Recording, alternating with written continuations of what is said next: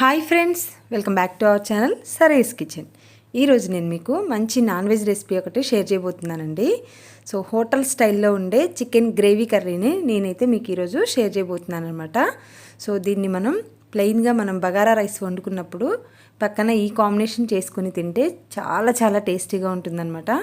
So pieces కూడా చాలా సాఫ్ట్గా, ఎంత సాఫ్ట్గా అంటే మనకు రెస్టారెంట్లో తింటే మనం చాలా సాఫ్ట్గా ఉంటాయి పీసెస్ అనుకుంటాం కదా. సో అంత సాఫ్ట్గా ఈ కర్రీని మనం ప్రిపేర్ చేసుకోవచ్చు అనమాట. సో ఇది చపాతీ కాంబినేషన్లో అయినా సరే, ప్లెయిన్ రైస్తో అయినా సరే చాలా చాలా టేస్టీగా ఉంటుంది. సో ఇంత టేస్టీగా ఉండే కర్రీని మనం ఎక్కువగా స్పైసెస్ కూడా ఏమీ యాడ్ చేయకుండానే మనం ఇంట్లో ఈజీగా ప్రిపేర్ చేసుకోవచ్చు. సో ఈ కర్రీని ఎలా ప్రిపేర్ చేసుకోవాలో ఈ వీడియోలో అయితే నేను మీకు షేర్ చేయబోతున్నాను అనమాట. సో ముందుగా దీనికోసం అయితే నేను 1/2 kg చికెన్ని తీసుకున్నానండి.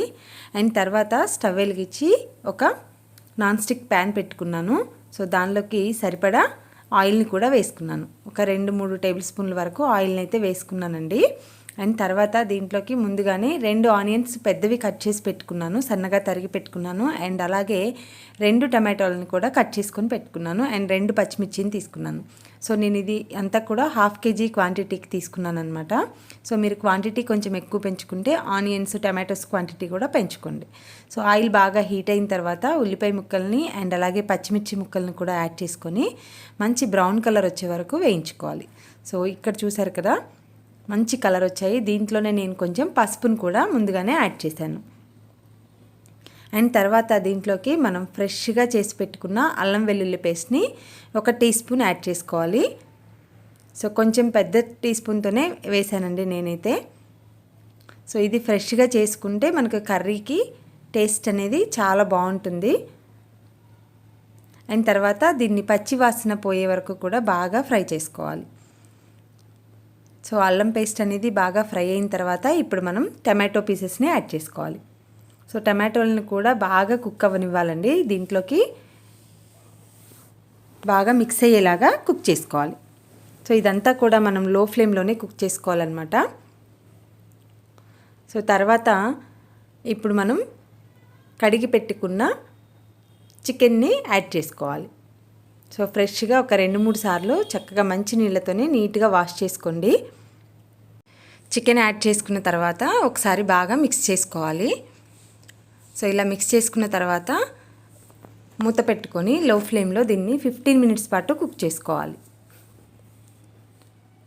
సో దీనిలో ఉన్న వాటర్ అంతా ఇంకిపోయే వరకు కూడా దీన్ని లో ఫ్లేమ్లో పెట్టుకొని చక్కగా ఫ్రై చేసుకోవాలి. సో ఇలా ఫ్రై అయిన తర్వాత సో చూసారు కదా, ఇక్కడ ఆయిల్ అనేది మళ్ళీ దీని నుంచి బయటకు వచ్చేసింది అనమాట. సో ఇప్పుడు దీనిలో మనం కారంని యాడ్ చేసుకోవాలి. ఇక్కడ నేను 1/2 kg తీసుకున్నాను కాబట్టి 2 స్పూన్స్ కారం వేస్తున్నానండి. అండ్ అలాగే రుచికి సరిపడా సాల్ట్ని కూడా యాడ్ చేసుకోండి. యాడ్ చేసుకొని కలుపుకున్న తర్వాత మళ్ళీ ఒక 2 మినిట్స్ పాటు మూత పెట్టుకొని లో ఫ్లేమ్లో పెట్టుకోవాలి. సో కారం కూడా పచ్చివాసన అనేది పోయే వరకు ఒక 2 మినిట్స్ కుక్ చేసుకోవాలి.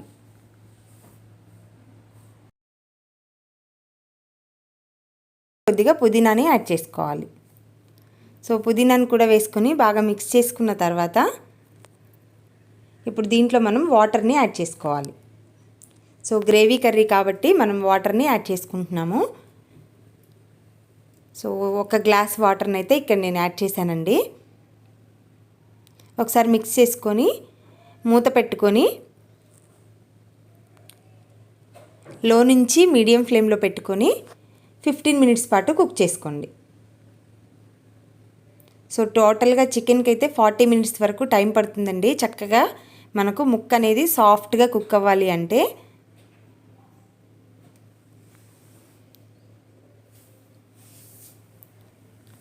ఇలా ఒక 15 మినిట్స్ పాటు కుక్ అయిన తర్వాత ఇప్పుడు మనం గరం మసాలాని యాడ్ చేసుకోవాలి.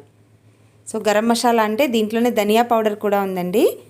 అండ్ ధనియా పౌడర్ అండ్ అలాగే లవంగ, ఇలాచి, చెక్క, ఎండు కొబ్బరి ఇవన్నీ కూడా మిక్స్ చేసిన పౌడర్ అనమాట అది. సో దాన్ని ఒక 1.5 స్పూన్ వరకు నేను ఇక్కడ యాడ్ చేశాను. అండ్ తర్వాత కొత్తిమీరని కూడా యాడ్ చేసుకోవాలి.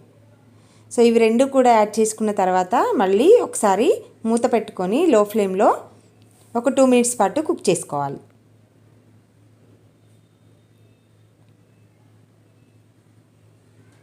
ఇలా 2 మినిట్స్ కుక్ చేసుకుంటే మనకు కర్రీ అనేది రెడీ అయిపోతుందండి. చూసారు కదా, పైన ఆయిల్ కూడా తేలిందనమాట.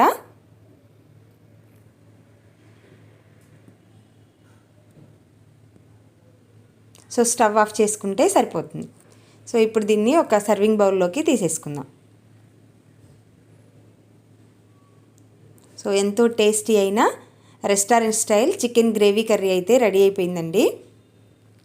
సో దీన్ని చపాతీలోకైనా ప్లెయిన్ రైస్లోకైనా ఎలాగైనా తీసుకోవచ్చండి. చాలా చాలా టేస్టీగా ఉంటుంది. సో చూసారు కదా, ఇక్కడ మనం ఎక్కువ స్పైసెస్ కూడా ఏమీ యాడ్ చేయలేదు.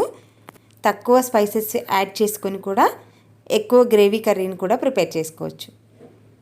ఇలాంటి మరెన్నో న్యూ వీడియోస్ కోసం నా ఛానల్ని తప్పకుండా సబ్స్క్రైబ్ చేసుకోండి. అండ్ పక్కనే ఉన్న బెల్ బటన్ని కూడా యాక్టివేట్ చేసుకున్నట్లయితే నేను వీడియోస్ పెట్టగానే మీ దాకా నోటిఫికేషన్ అనేది తప్పకుండా వస్తుందండి. అండ్ అలాగే ఈ వీడియో మీకు యూజ్ఫుల్ అనిపిస్తే మీ ఫ్రెండ్స్ అండ్ రిలేటివ్స్కి తప్పకుండా షేర్ చేయండి. మరొక న్యూ వీడియోతో మళ్ళీ కలుసుకుందాం. Thank you for watching. Bye friends.